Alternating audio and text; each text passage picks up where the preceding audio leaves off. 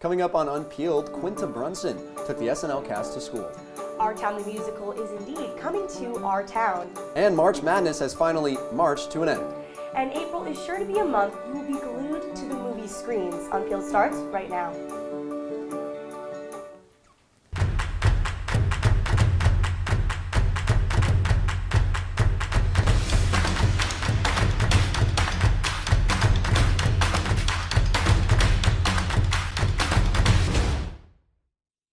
Welcome back to a jam-packed episode of Unpeeled. I'm Walker Simmons. And I'm Sammy Lindell. We start our show with an update on a now infamous trial.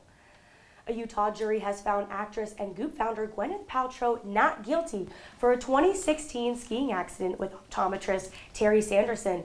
Paltrow claims that Sanderson was the one that hit her. The jury awarded Paltrow $1 last Friday, which is the symbolic amount she asked for, demonstrating that this trial was not about money. Now, highlights of the two-week televised trial include Paltrow complaining about losing half a day of skiing and a claim that Sanderson's ability to enjoy wine tasting was ruined by Paltrow. Paltrow is being praised for showing grace to Sanderson by grabbing his shoulders while leaving the courtroom and saying, quote, "I wish you well." And in more court-related news, media influencer Andrew Tate and his brother Tristan are released from jail in Romania. Tate has been held in custody since December after being arrested on allegations of rape and human trafficking. Tate came back to social media after his release, posting a photo with the caption, quote, "Justice flows through the righteous."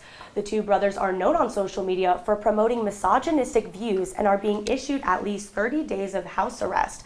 Prosecutors are expected to ask to extend their investigation for another month. And while dreams of having the Tate brothers behind bars may not have come true, actress Quinta Brunson's childhood dream did come true as she made her Saturday Night Live debut. Brunson created the stars and five-time Golden Globe winning show Abbott Elementary that debuted in late 2021. Yeah, in her opening monologue, Brunson raised points about the entertainment industry and the education system. The actress's opening made headlines for ridiculing the lack of diversity in the show Friends and for advocating for teachers to receive higher incomes. Let's take a look. It's a network sitcom, like, say, Friends, except instead of being about a group of friends, it's about a group of teachers. And instead of New York, it's in Philadelphia. And instead of not having black people, it does. So... Well, we talked about how she kind of represented a lot of teachers and underpaid employees who really benefit society. And I like to say, I love when people use their platform to give a voice to the voiceless, like we saw right there. I can't agree more. I mean, she's been a great advocate. And, you know, my mom is a teacher, so it really was appreciated for me to be able to see that. But yeah, I love that she can get a message through comedy, because that's one of the best ways to get a message across, in my opinion. Exactly. And now let's talk about Friends, because this isn't the first time Friends has been ridiculed. She mentioned lack of diversity, but then even Jennifer Aniston on the side of Friends was ridiculing how humor was aging so negatively. And so there's a lot of ridicule coming from this show. Definitely, yeah. We were talking earlier a little bit about how it's interesting to see how shows are kind of aging poorly when they should be doing better. I mean, we as a society have been evolving so much, but it seems that these shows kind of just keep getting worse and worse. Exactly. And speaking of uncovering the realities behind our screens, a supermodel's childhood is hitting our screens this month and will showcase the over-sexualization of young women and girls in Hollywood. Pretty baby Brooke Shields tells the star's life on screen as a child and how her mother threw her into hyper-sexualized roles. Shields became a sex symbol when she was just 15, acting in the coming-of-age film Blue Lagoon and for modeling in her now infamous ad for Calvin Klein. The two-part Hulu documentary will showcase those moments as well as the difficulties Shields faces in her adult life. Pretty baby Brooke Shields is now streaming on Hulu. I mean, I remember talking about Blue Lagoon, like even in our comm law class, and Brooke Shields said that she would never ever want to do anything like that again. She was just 15 years old. It's really important for her to be able to talk through her struggles to be a model to other girls. It's incredibly sad, and what's even worse is the reality is stories like these are coming to the surface and highlighting a lot of just the harsh realities of this past industry. And so, I mean, hopefully this will kind of start to spread awareness. Exactly. It's important for women to find power within themselves to be able to empower others. And I have high hopes for this. I'm sure that we're going to be following this and the fan reactions. Yeah, and like I said, hopefully this starts some conversations to put an end to all this. Definitely. And speaking of raising awareness and turning to the journalism world, a news giant is having their day in court. A Delaware Superior Court rules that Fox News will indeed go to trial. Dominion Voting System is suing the network for $1.6 billion, alleging they spread misinformation and false fraud allegations during the 2020 election. Yeah, but Dominion is not the only one bringing a suit against Fox. A New York court gave the go-ahead for another trial. Smartmatic, a global electrician company, also filed a lawsuit against conglomerate in the 2021. Smartmatic is seeking $2.7 billion in damages, and Smartmatic claims Fox made over 100 defamatory statements involving them in the 2020 election. Now, here's what I find very fascinating about the story. We're for first time really seeing a highlight of a news organization that is pushing a separate agenda that's not necessarily focused on telling the news, it's actually focused on maintaining viewers. Exactly. We were, Fox came out and said that they were trying to cover these highly newsworthy developments, and they said that they're going to be advocates for freedom of speech. On the other hand, Dominion says that Fox knew that these allegations were outlandish, and we'll just have to see what happens. Yeah, and even during the 2020 election, we saw this play out with Joe Biden's announcement of Arizona when Fox News was the first station to break this. That's major news for a news station, but they ended up losing viewers. And so for the first time, it showed that being true and telling the truth as news won't always keep your viewers around. Yeah, I mean, this is supposed to happen. This trial is going to start in mid-April. I'm sure we'll be following it pretty closely. I mean, especially we'll be updating you all as we figure it out. Exactly. And when we come back, our Syracuse events reporter, Maura Vaughn, is not live, She'll be here in studio to tell us about the Syracuse stage. And The Bachelor creator has left the franchise. Our reality TV reporter, Riley Lucetta, will let us know why. Stay tuned, Unpeelers. We'll be back in 2 minutes.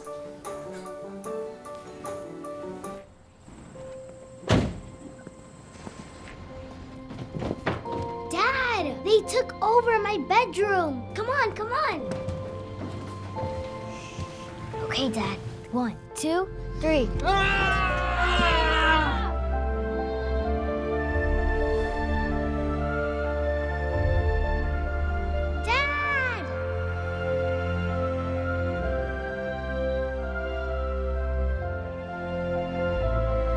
You saved me.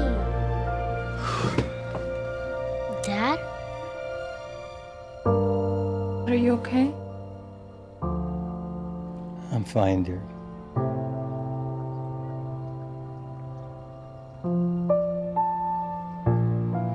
Your hero needs you now, and AARP is here to help. Find the care guides you need at aarp.org/caregiving. STEM is precise, no margin for error. Dare to forget that. Dare to have fun with it. Get weird with it. Dare to send those old STEM theories flying past the neighbor's house into outer space. Dare to program something internet-breaking, record-breaking. Dare to blow their minds. Dare to learn the difference between sedimentary and metamorphic rock. Go find those rocks. Dare to keep daring. Dare to STEM. Check out She Can STEM to get started. They call me Maxie, but I prefer tripod. I was your above-average four-legged homie, and then wham, bam, minivan. Some people pity me. Now that's lame. I still run, fetch, and swim. And the ladies love me. I'm the ultimate wingman. Just don't ask me to high five.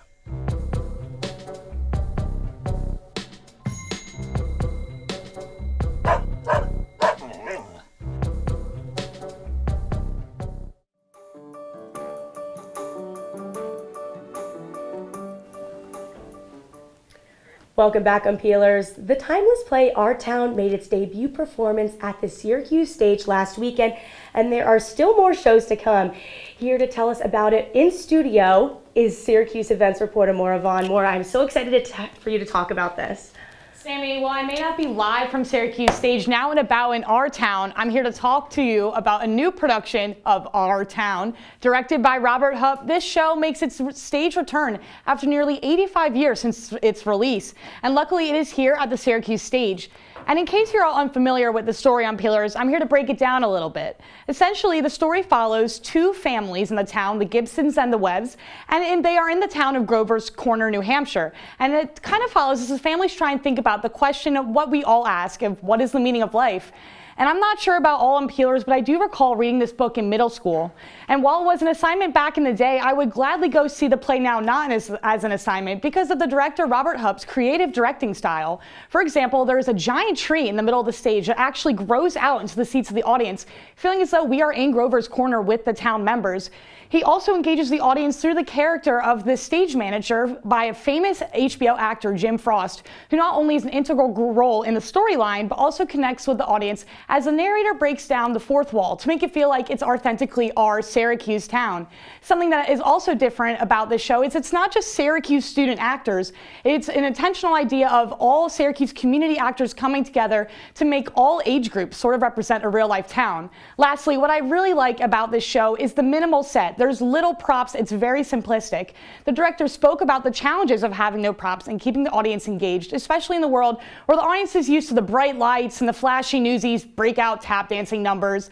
And the Robert Hupp states about the show, our town asks us to transcend isolation and re-engage. It asks us to live bravely in our uncertainty. It asks us to consider, do human beings ever realize life while they live it? Wow, that is very deep. Our town is open through April 16th, continues to be successful. Tickets can be purchased through the website syracusestage.org. Maura, thank you. Last week, we discussed the Bachelor finale with engagements, breakups, and a brand new Bachelorette. But even more drama is going on behind the scenes due to the recent unexpected departure of Bachelor creator Mike Fleiss. And here to fill us in on why Fleiss may have stepped away from the screen is reality TV reporter Riley Lucetta.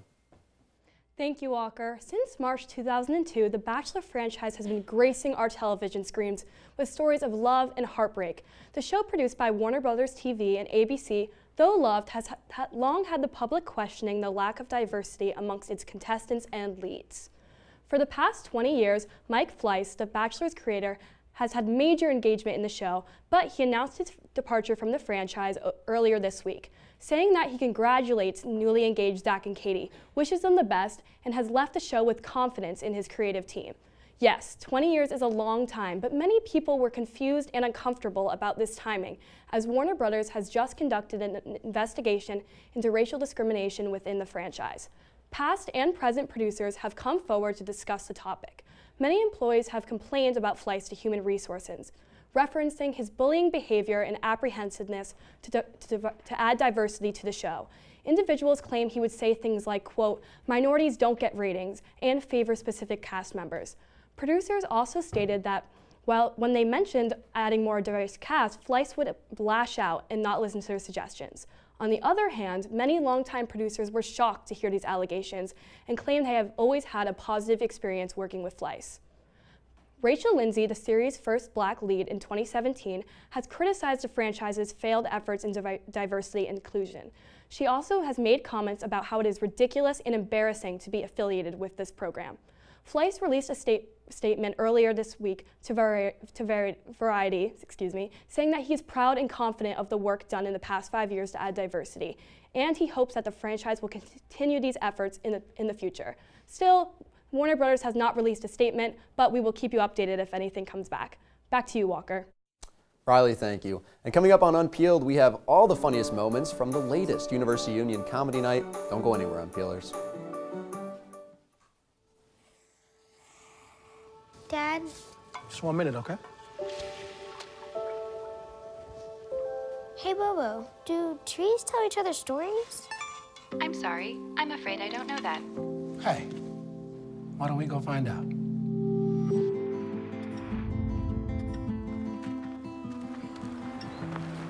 Listen.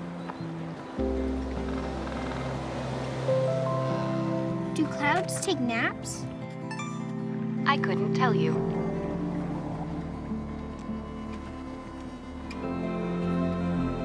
Can birds draw pictures? I don't have an answer for that. Dad, do stars visit their friends? Look!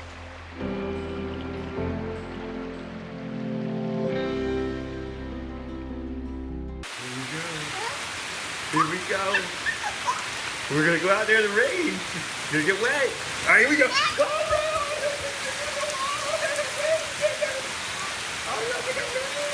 Okay, quick.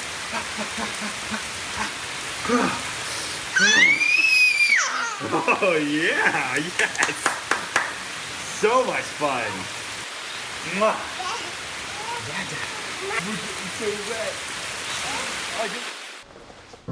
Maybe he's really focused. Maybe he likes spinning the wheels. Maybe he just loves trucks. Preoccupation with objects is one early sign of autism. Learn the others today.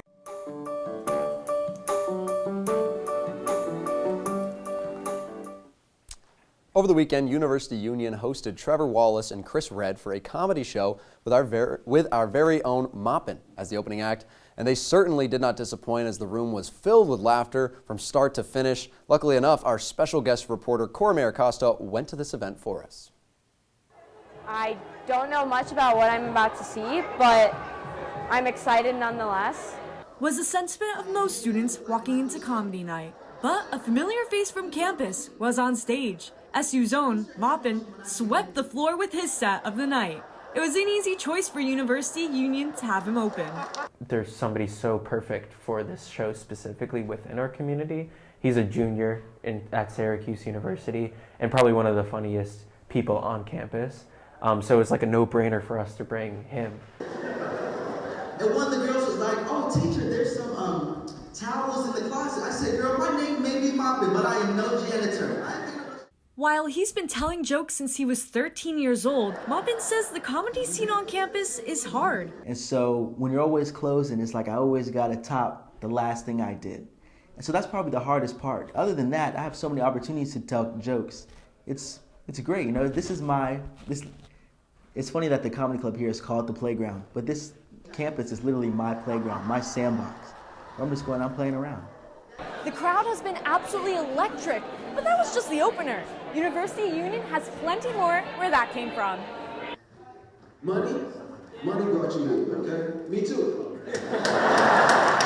The headliners of the night were SNL alum Chris Redd and popular TikTok comedian Trevor Wallace. Many students loved the audience interaction at the end of their sets. Well, my dad was in the front row and got made fun of by Chris Redd and Trevor Wallace.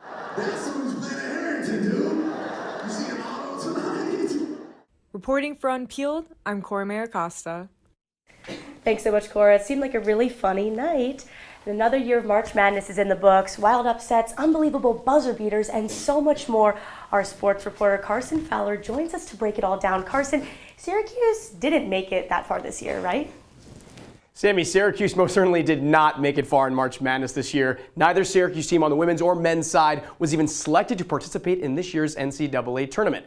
But two lucky teams that did hear their names called on Selection Sunday, LSU and UConn. The LSU Tigers crowned champions of the women's tournament Sunday after an 102-85 defeat over the Iowa Hawkeyes. Head coach Kim Mulkey, in just 2 years at the helm for LSU women's basketball, able to turn this program around and claim its first ever women's national title in school history.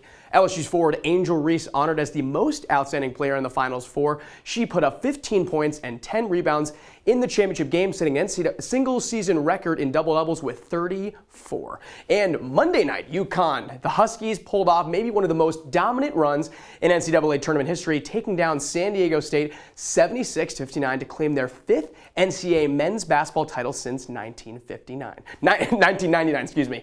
The Huskies become the first team in NCAA history to win all 6 tournament games by 13 points or more. UConn center Idama Sunogo named the most outstanding player in the Final Four, putting up back-to-back double-doubles.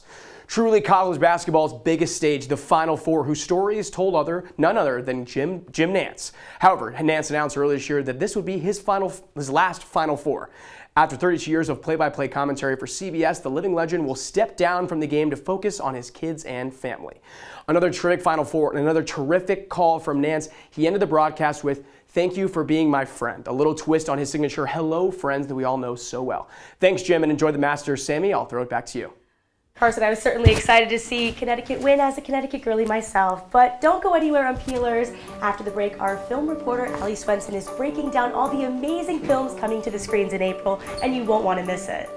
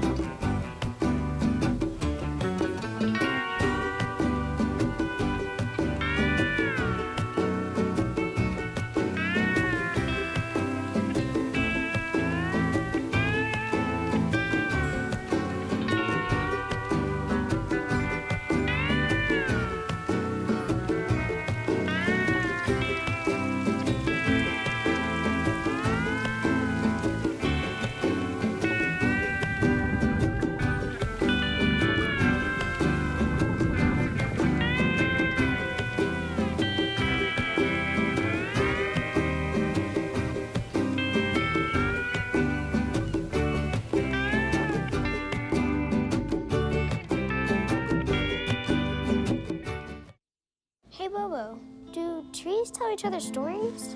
I'm sorry. I'm afraid I don't know that. Hey, why don't we go find out? Listen. Do clouds take naps? I couldn't tell you.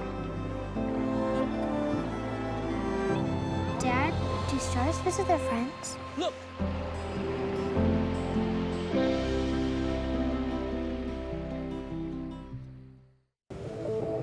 What are you, superheroes? Just four brothers who hate bullies and love this city.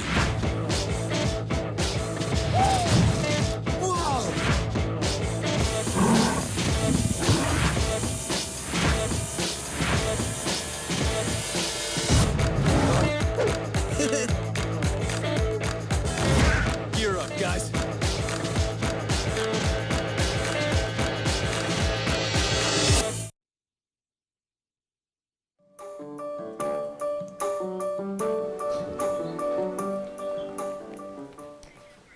Welcome back. Although some people may say April is one of the more boring months in the film industry, we here at Unpeeled think April 2023 is an exception. Our film reporter, Allie Swenson, is here to tell us all the movies that should be on our watch list for the month. Allie? Thanks, Sammy. The theaters are pulling out all the stops this month in every genre, from fantasy to horror to double Chris Pratt. Well, I'd be lying to you, Unpeelers, if I said I wasn't excited to tell you all about the movies you should have your eye on this month. Let's get into it. First up, we have the surprising new blockbuster Dungeons & Dragons: Honor Among Thieves. This movie didn't exactly make a big dent when it came to opening weekend sales, coming in at a decent $38.5 million. But what this movie lacked in the box office, it made up for in reviews. The film received an incredible 91% on Rotten Tomatoes, with audiences raving about the special effects, drama, and even the comedic aspects of the movie.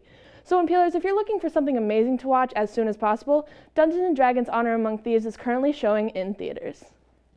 Next, we have a fan favorite, the Super Mario Bros. Movie, which is an adaptation of the classic and super popular Mario Bros. Video games that has been anticipated by audiences for a very long time. And can you blame us? Anya Taylor-Joy as Princess Peach, Jack Black as Bowser, and of course Chris Pratt as our main man Mario sounds like an exceptional lineup to a movie that has been long in the works. The film is being shown in theaters starting tonight, April 5th, so lucky for Mario fans, you won't have to wait any longer. And from Rainbow Road to the Milky Way, Chris Pratt has seen it all. The Star-Lord himself is set to be in the third and unfortunately last Guardians of the Galaxy film. Now, this movie is set to be released May 5th, but those movies are beloved by many fans of the Marvel Universe, and I think it deserves all the recognition as it releases its last installment. This movie is expected to be a huge mix of emotions, according to many fan theorists, and James Gunn himself confirmed that it's going to be emotional. In fact, there are many theories going around in regards to a potential death within the movie. Definitely a must-see. And last but not least, April is pulling out all the stops in the horror genre. With the new terrifying movie, The Pope's Exorcist, coming out in theaters April 13th, audiences are a bit skeptical of the film's success in a month where people maybe don't want to be scared as much. But if you're like me and love a good scare year-round, this movie definitely looks like it'll do the job. There are many other films I feel like are must-watches, but what about must-listens? Walker, what do you have for us? Well, Allie, thank you. And yeah, a lot I have to watch, but also a lot I have to listen to. Kelly Clarkson is returning to the stage, but this time she'll be heading to Vegas. The residency follows the announcement of her new album, and our music reporter Alexa Lamalfa is here to tell us what to expect from the 10-night only show. All right, Alexa, thanks for joining me. I have a million questions, but to start, why do a residency instead of a tour? What's Kelly's motives here? Okay, so the residency, first of all, is called the Chemistry Residency after her 10th album that's dropping later this year. You know, it's been in the works for 3 years and she's finally dropping it, so it's so exciting. But she was actually supposed to do a residency back in 2020 with her album Invincible, but due to the pandemic, it was halted. Now, she decided to do a residency this time around because she has a lot of work to do. You know, she's on The Voice, she has her own talk show, and she just wanted to spend more time with her kids. Yeah, now Kelly Clarkson isn't the only one announcing residencies. A bunch of artists are. What makes hers different than the rest? Yeah, so like we said before, it's a 10-night only show, and she confirmed that herself. She's not adding no more, no less. And it's actually called an intimate night. So adding new elements to the show, you know, no show is the same. Now, Clarkson also wanted to add rock elements like a rock band, but you won't see any fire or dancers or anything really extreme like the typical Vegas norm. Like, she's going to keep it really simple. And when it comes to residencies, how are they going to impact an artist's career? Is it only just to stay relevant?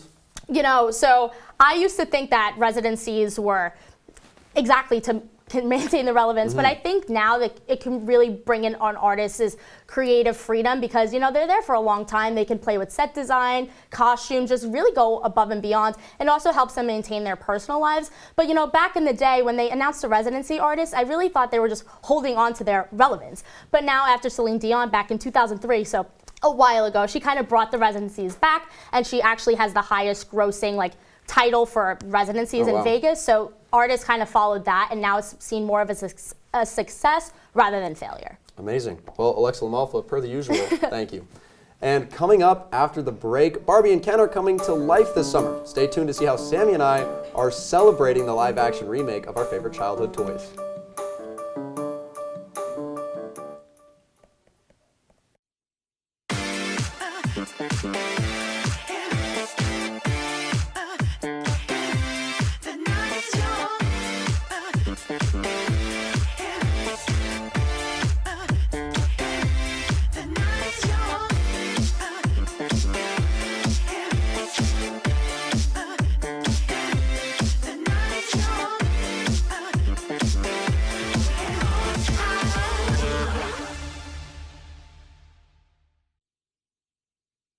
Welcome back to Review Crew. On today's episode, we're going to review Everything Everywhere All at Once. Here's a trailer for Doctor Strange in the Multiverse of Madness. Let's talk about this movie now. Let's talk about it. I liked it a lot. I love Kick-Ass. There are parts of me that want to just go through frame by frame and see every single multiverse when they'd have those flashes. Yeah, the big flashes. Me too. Talented, funny, handsome. Tim, come on. You got it all, buddy. You're like my own person. Look who's talking. Come on. See you next week.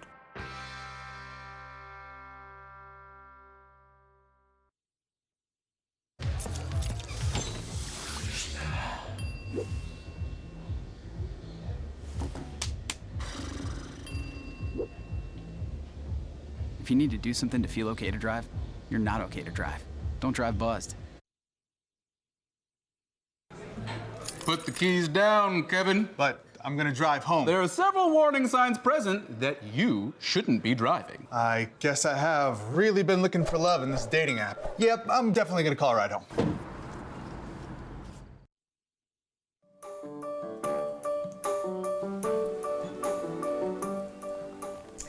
Well, welcome back, Unpeelers. Before we go, Walker and I just had to talk about the new Barbie movie and all the excitement we can expect from the film's release. Fans were excited to see a star-studded cast, including Margot Robbie and Ryan Gosling, filling the ranks of multiple accomplished Barbies and ridiculous Ken dolls. Oh yeah, the second teaser trailer for the film was released yesterday, and the showcased the wonderful world we can expect to see from Greta Gerwig. Barbie will release in theaters on July 21st to celebrate a template.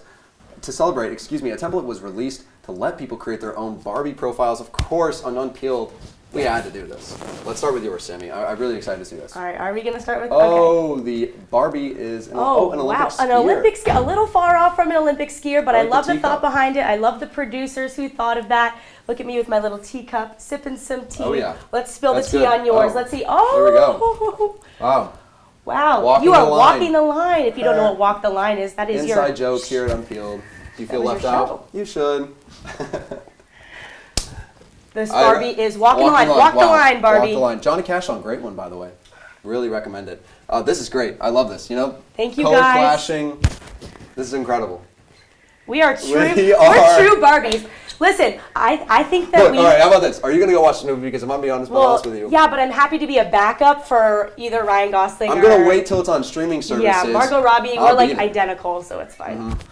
Yeah. There we go. Well, hey, unfortunately, that is all the time we have for you tonight on Unpeeled. Make sure to check out our socials at Unpeeled_Syracuse on Instagram and at CitrusTV on Twitter. And a special shout out to Walker, as this is our last time hosting an official Unpeeled together before he graduates. Walker, you're going to do great things. You've been an amazing mentor to me. Fun fact, the first time I came to CitrusTV, I shadowed him. But we'll see you next at 8 p.m. next Wednesday. 8 p.m. See you there. I'm Walker Simmons. And I'm Sammy Lindell. Have a great night, Syracuse. Toodles.